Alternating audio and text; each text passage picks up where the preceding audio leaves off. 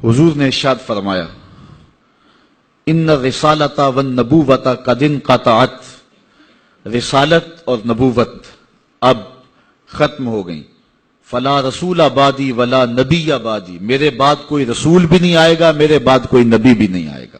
بہت سارے لوگ مختلف زمانوں کے اندر نبوت کے دعوے کرتے رہے اور اپنے انجام بد کو پہنچتے رہے، اور سب سے بڑا فتنہ جو پیدا ہوا وہ قادیان کا دجال مرزا قادیانی.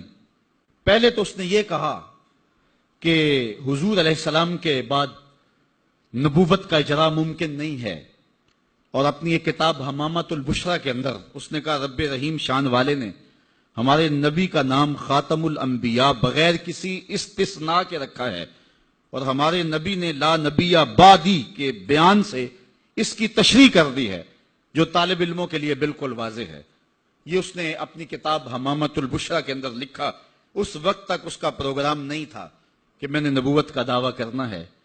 بعد میں آپ کی سیالکوٹ کی کچہری میں ہی وہ ملازم تھا، اور میں اگر تاریخ کے ابواب کھولوں تو بات لمبی ہو جائے گی. کچھ لوگوں کا انٹرویو ہوا، وہ کامیاب ٹھہرا، اور پھر اس نے پہلے راستہ ہموار کرنا شروع کیا، اور پھر ایک دن اس نے کہہ دیا کہ بعثنی اللہ علی راس المئۃ لأجدد الدین، اللہ نے مجھے صدی کے سر پہ مبعوث کیا ہے کہ میں دین کی تجدید کروں.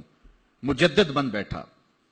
پھر کچھ وقت گزرا، اس نے کہا وَأَنَا الْمَسِيحُ الْمَوْعُودُ وَالْمَهْدِيُ الْمَوْعُودُ، میں مسیح موعود ہوں اور مہدی موعود ہوں.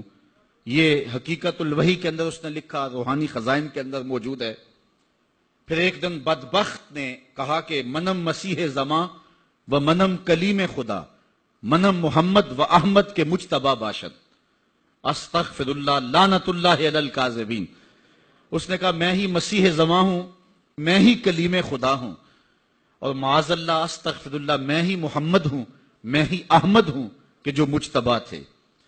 اور پھر بدبخت آگے بڑھا اور اس نے انبیاء کی توہین کی، ذات باری کی توحید کی، اور کہا بایعنی ربی، میرے رب نے میری بیعت کی ہے. معاذ اللہ استغفر اللہ. یہ روحانی خزائن کے صفحہ نمبر 227 پہ اس نے لکھا. اور پھر کہنے لگا میرے رب نے مجھے وحی کی ہے، انت منی بمنزلت اولادی، آپ میرے لیے میری اولاد کی جگہ ہیں. استغفر اللہ علی ذالک. پھر اس نے کہا ابن مریم کے ذکر کو چھوڑو، اس سے بہتر غلام احمد ہے. استغفر اللہ. پھر اس نے لفظ گھڑنے شروع کر دیے اور اللہ کی وحی اس کو قرار دینا شروع کر دیا. میرے پاس اتنا وقت نہیں ہے کہ اس کے حفوات اور اس کی بکواسات کو آپ کے سامنے رکھوں، لیکن جو اس نے وحی کے نام سے لوگوں تک پہنچایا وہ گالیاں تھیں، وہ لغویات تھے، وہ الوہیت کی توہین پر مشتمل باتیں تھیں، انبیاء کی توہین تھی، صحابہ اور اہل بیت کی توہین تھی، اور تضادات پر مشتمل باتیں تھیں.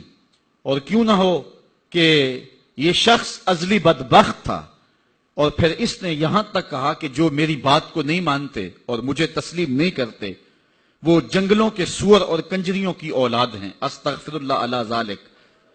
اور مسلمانوں کو اپنی حمایت اور اپنی اطاعت کے لیے اس نے ابھارا. جو زر پرست لوگ تھے وہ اس کے پیچھے لگ گئے، چونکہ جن کے مفادات اور مرزا قادیانی کے مفادات سانجے تھے تو انہوں نے اس کے پیچھے لگنا ہی تھا. چونکہ مرزا قادیانی جو ہے یہ انگریز کا لگایا ہوا پودا ہے. مختلف ویب سائٹس پر اسلام کے نام پر مرزائی آج بھی سرگرم عمل ہیں. اللہ تعالیٰ جل شانہ نے ہمارے علماء کو یہ توفیق نصیب فرمائی کہ وہ پوری قوت کے ساتھ ان کے مقابلے کے اندر نکلے. پیر سید جماعت علی شاہ رحمۃ اللہ تعالی علیہ، آپ نے فرمایا ان قریب ذلیل ہو کے مرے گا. پھر جہاں مرا آپ کو پتا ہے، گندگی میں لتھڑا ہوا تھا، تڑپتا ہوا مرا. اللہ تعالیٰ جل شانہ جو علماء کو طاقت دی انہوں نے ناطقہ بند کر کے رکھ دیا. پھر جب پاکستان بنا تو سب سے زیادہ جن لوگوں نے مخالفت کی پاکستان کی وہ مرزائی تھے. پاکستان کے حق میں انہوں نے ووٹ نہیں دیا. آج بھی جو ربوے میں دفن ہوتے ہیں وہ امانتاً دفن ہوتے ہیں. ان کا عقیدہ ہے کہ پاکستان ٹوٹ جائے گا اور ہمیں اٹھا کر کے جو ہے وہ قادیان میں دفن کیا جائے گا. یہ وصیت کر کے وہاں دفن ہوتے ہیں. جب بھٹو کا دور آیا 74 کے اندر نشتر کالج کے کچھ طلبہ مری جا رہے تھے، ربوے سے گزرے تو مرزائی غنڈوں نے ان کو جو ہے وہ سب و شتم کیا اور غوب و زود کیا، ان کو مارا، زخمی کر دیا۔ تو تحریک پھر دوسری بار جو ہے وہ مرزائیت کے خلاف اٹھ کھڑی ہوئی، جو کراچی سے خیبر تک پورے بانکپن کے ساتھ چلی۔ اللہ تعالیٰ رحمت نازل کرے علامہ نورانی کی قبر پہ۔ انہوں نے علماء کے دستخط کے ساتھ جو ہے وہ اسمبلی کے اندر درخواست جمع کروائی مرزائیوں کو اقلیت قرار دینے کے لیے، قرارداد پیش کی، اور پھر کیا ہوا، 3 مہینے کی مسلسل محنت۔ علامہ سارا دن اسمبلی کی کاروائی میں رہتے اور راتوں کو دور دراز علاقوں کا سفر کرتے اور جلسے کرتے اور ختم نبوت پر جو ہے وہ لوگوں کو ابھارتے۔ اور پھر مرزائیوں کو بھی بلایا گیا، صفائی کا موقع دیا گیا۔ پھر ایک وقت آ گیا کہ حکومت مجبور ہو گئی۔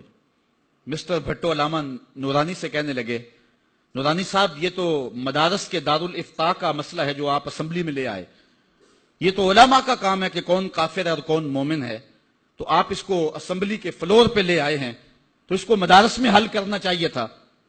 تو حضرت علامہ نورانی نے جو جواب دیا وہ بڑا خوبصورت تھا۔ فرمانے لگے، بھٹو صاحب مجھے ایک بات بتا دیں، آپ منتخب وزیر اعظم ہیں، اگر آپ کے مقابلے میں کوئی کرسی بچھا کے بیٹھ جائے تو آپ اس کے بارے میں کیا رائے رکھتے ہیں؟